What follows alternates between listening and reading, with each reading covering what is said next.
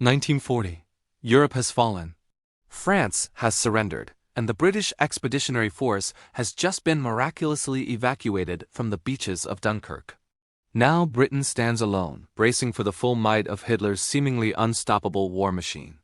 This is the harrowing backdrop for the epic 1969 film, Battle of Britain, a cinematic masterpiece that throws us directly into one of the most pivotal conflicts of the Second World War.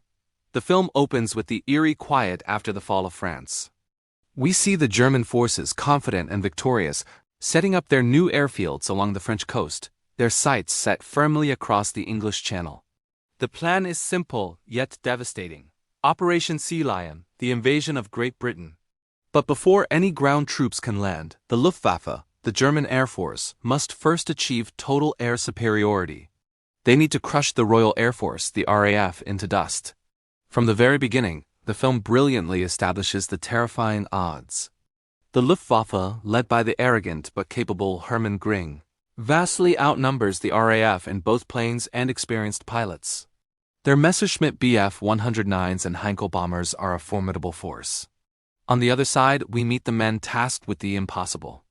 We're introduced to the key figures of Britain's air defense, particularly Air Chief Marshal Sir Hugh Dowding, played with stoic brilliance by Laurence Olivier.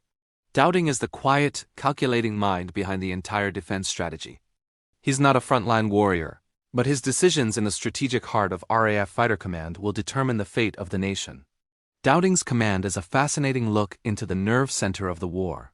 We see the huge plotting tables where women of the WAAF track enemy formations in real time, the tense phone calls scrambling squadrons into the air, and the constant agonizing pressure of having too few planes and pilots to cover too much sky. The film doesn't just show us dogfights. It shows us the logistical and strategic nightmare of fighting a war against a numerically superior foe. Dowding's main challenge is managing his limited resources. He knows he can't afford to waste his precious Spitfires and Hurricanes in pointless skirmishes over France. He must conserve his strength for the decisive battle over British soil. This decision creates immense friction. We see this through characters like Air Vice Marshal Keith Park, played by Trevor Howard, who commands the crucial No. 11 Group defending London and the southeast. Park is on the front line, desperately calling for more squadrons as his pilots are stretched to the breaking point. Then there's Air Vice Marshal Trafford Leigh-Mallory, commander of No. 12 Group, who advocates for the controversial Big Wing tactic, assembling large formations of fighters to hit the Germans with overwhelming force. The film expertly portrays this internal conflict. Do you send up small, agile groups to intercept and harass, or do you risk forming a massive wing that might arrive too late but could deliver a knockout blow? It's a debate that rages while the skies burn. The heart and soul of the film, of course, are the pilots themselves. The movie introduces us to a composite of brave young men from Britain and all corners of the Commonwealth, as well as volunteer pilots from occupied countries like Poland and Czechoslovakia. We see Squadron Leader Skipper, played by Robert Shaw, a tough, battle-hardened veteran who has to lead his young, often terrified pilots into combat day after day. His gruff exterior barely hides the immense strain he's under, watching his men, his friends, fail to return. The film captures the stark reality of their lives, brief moments of camaraderie and gallows humor in the mess hall, punctuated by the jarring scramble bell that sends them running to their aircraft. We see the exhaustion etched on their faces, the constant fear mixed with a fierce determination. One of the most poignant subplots involves a young pilot, played by McShane, and his wife. Their stolen moments together highlight what's at stake, not just a country, but homes, families, and a way of life.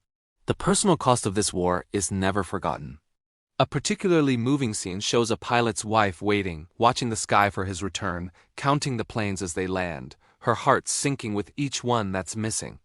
The German perspective is also given significant screen time, which is one of the film's greatest strengths. We're not just shown faceless enemies. We see the German pilots, equally brave and skilled, confident in their machines and their mission. We witness their frustration when their tactics are questioned and changed from above. Initially, the Luftwaffe's strategy is to target British airfields and radar stations, a logical and highly effective approach that brings the RAF to its knees.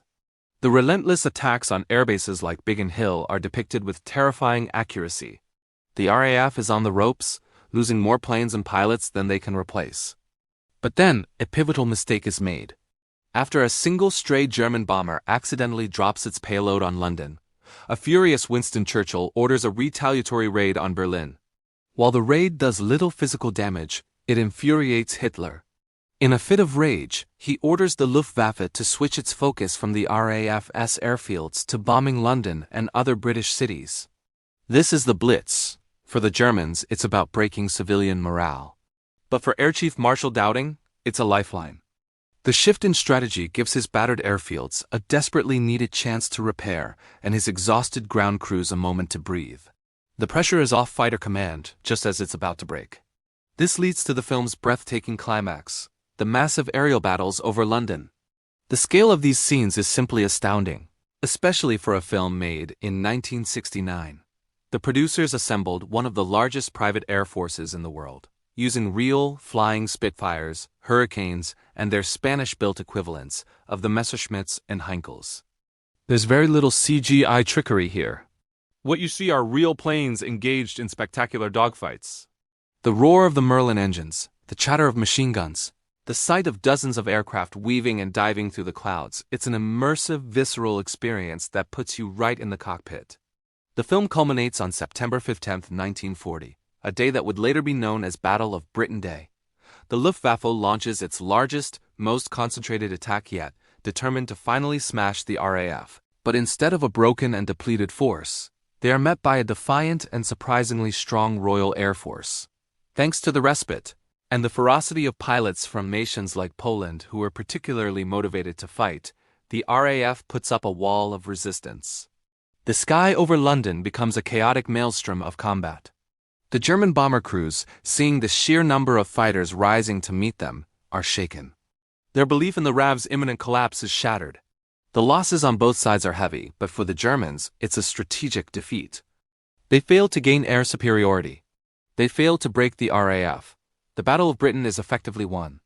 The final scenes of the film are somber and reflective. We see the German High Command realizing that Operation Sea Lion, the invasion of Britain, must be postponed indefinitely.